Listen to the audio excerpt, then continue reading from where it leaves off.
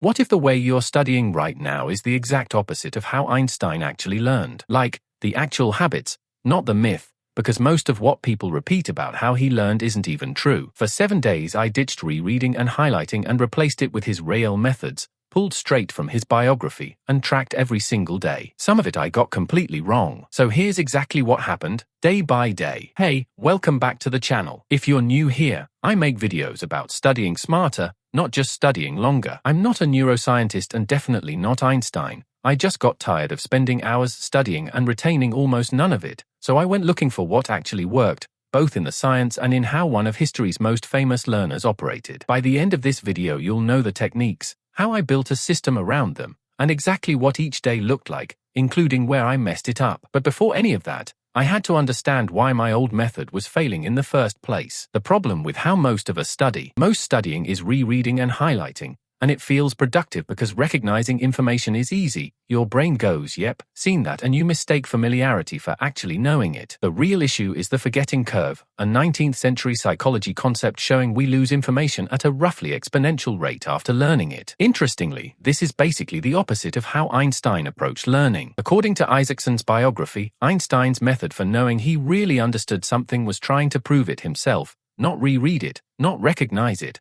but rebuild it from scratch.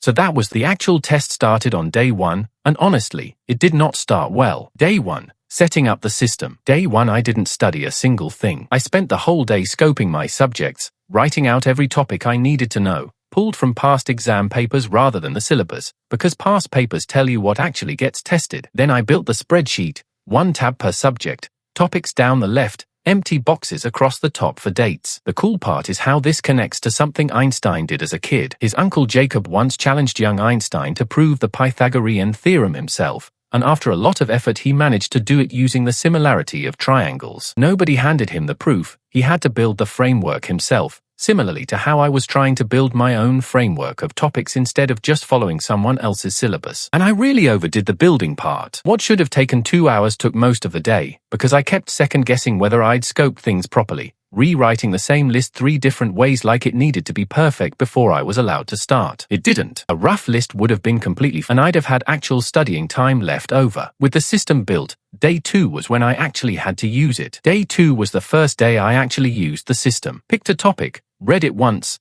closed the book, tried to write down everything I remembered. And I'll be honest, this is where it stopped being fun. Active recall hurts a little. It's uncomfortable in a way rereading never is, because there's nowhere to hide from what you don't actually know. This is basically the Einstein method, just applied to a normal subject instead of physics. Isaacson writes that Einstein tackled new theories by trying to prove them on his own rather than just absorbing them, and one of his most famous habits was skipping class to study the foundational physics texts at home with what he called holy zeal. I didn't have quite that level of conviction, though. I started with topics I already knew well, because watching a box turn green feels good, and I wanted that feeling early. Looking back, that was basically studying for the dopamine hit, not the exam. Day 3. Introducing interleaving. By day 3 I switched to interleaving, 20 minutes on one topic, recall questions, then switching to something different rather than grinding one subject for hours. The cool part is this also tracks with something Einstein leaned on heavily, thought experiments. His most famous one involved imagining what it would be like to ride alongside a beam of light. Would the light appear frozen, which seemed impossible given Maxwell's equations? He wasn't trying to master one fixed procedure, he was constantly jumping between different mental angles on the same problem, almost like interleaving ideas instead of topics. It felt genuinely strange at first,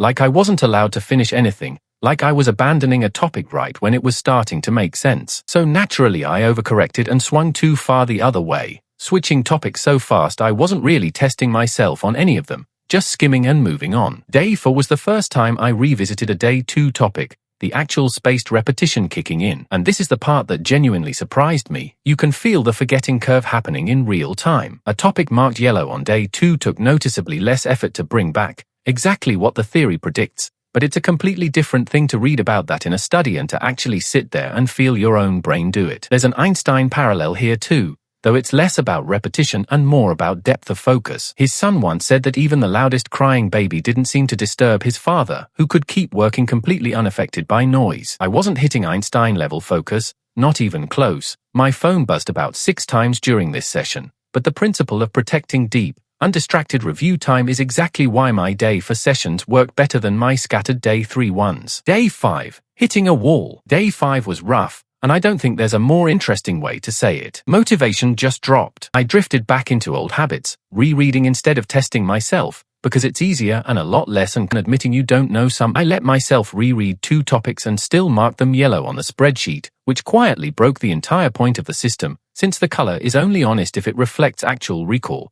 not just having looked at the page. Even Einstein wasn't immune to getting stuck. While developing general relativity, he struggled for years, and at one point went through what's described as an exhausting 4-week frenzy trying to crack the math, hard enough on him that he developed stomach problems. If it took him 4 weeks of genuine suffering, I think I'm allowed one off. Day 6, the system finally felt effortless instead of effortful. Started each session scanning for red and yellow boxes first, going straight for my weak spots instead of avoiding them. The cool part is how visual it gets by this point. You can literally see your knowledge gaps on the screen instead of just having a vague feeling about them. This is also the day I leaned into something Einstein apparently relied on constantly: talking it out. During his struggles with special relativity, he reportedly took a walk with his friend Michel Besso, got frustrated enough to say he was ready to give up, and then the next day told Besso he'd completely solved the problem. So I tried explaining 2 of my weakest topics out loud to a friend, no notes, and within about 30 seconds I realized I didn't actually understand one of them nearly as well as the spreadsheet said I did, which was annoying in the moment, but probably the single most useful 20 minutes of the whole week. So after 6 days of building, breaking,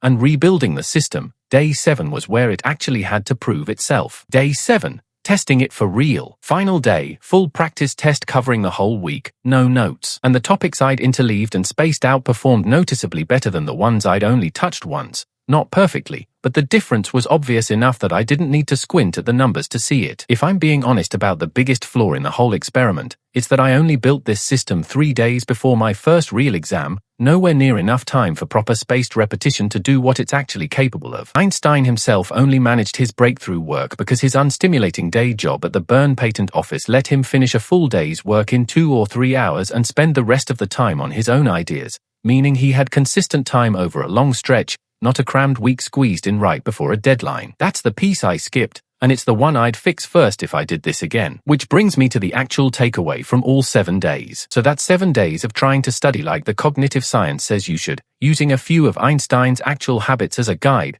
proving things yourself instead of just reading them, deep uncluttered focus, and talking through stuck points instead of grinding alone in silence. If you want the breakdown of active recall on its own, I've got a video on that linked above too. Thanks for watching, and I'll see you in the next one.